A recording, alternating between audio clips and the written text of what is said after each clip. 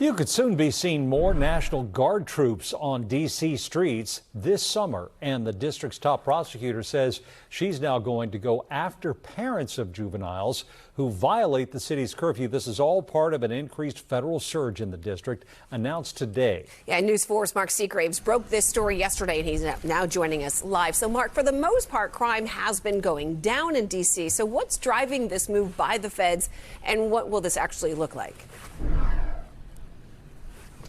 Yeah, two things are really driving this. One are all those scenes that we've seen play out over the past months of large groups of juveniles showing up at places like Navy Yard and oftentimes becoming unruly and even violent. And then it's America 250 and all the events being planned by the White House over the course of the summer that the president and federal officials don't want local crime to impact.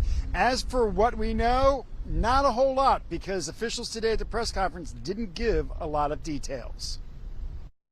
This summer, starting now, the D.C. Safe and Beautiful Task Force is going even deeper, even further, to surge even more federal law enforcement resources to this district to drive down crime in D.C. And we're also here to talk about turning up the heat on the criminals in D.C. all summer long.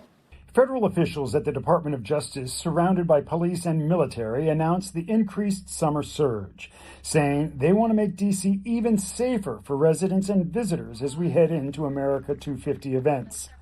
The head of the D.C. Safe and Beautiful Task Force announced more police and National Guard troops on the streets, and he plans to double the number of Homeland Security agents on the task force.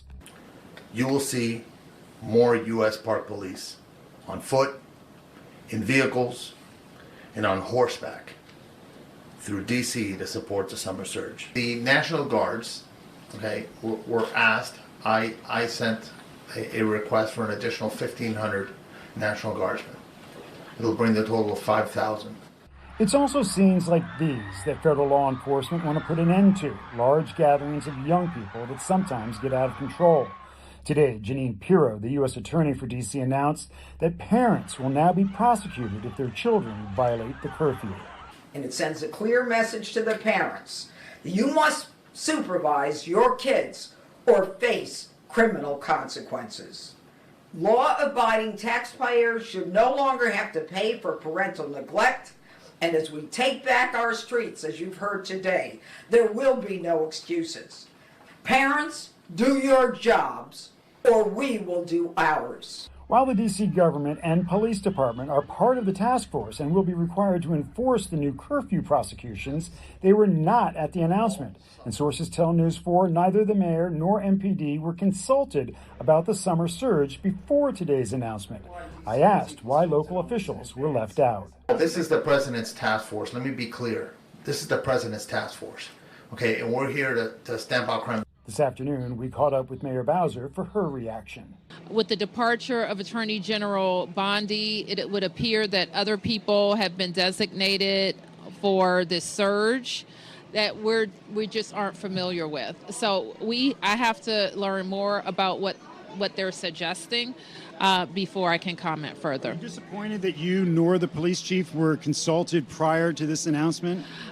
It would not be in keeping with how we've worked with them over the last several months. And then specifically to the idea of MPD now being charged with issuing citations to parents whose children violate the curfew, would you actually have MPD do that? Would you? I don't know that MPD has those type of resources to do that.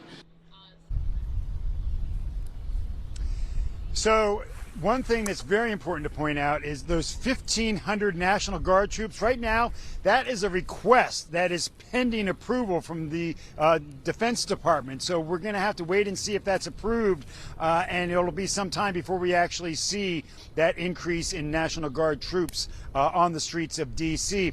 As for the doubling of the number of HSI agents in D.C., those won't be agents enforcing immigration or patrolling the streets with DC police like we've seen over the past 9 months. They will be specifically targeting fraud around public housing vouchers. So that's the very latest that we've gotten out of that press conference and from the mayor.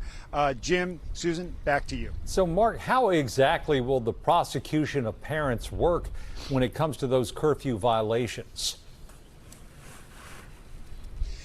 Yeah, so we just got a press release from Janine Pirro, the U.S. Attorney's Office, in the past hour, where it says that she's going to target the teens during what she calls the teen takeovers, those large groups of teens when they violate the curfew in these takeovers. The problem with that is the curfew that is in effect and that will be in effect throughout the summer kicks in at midnight.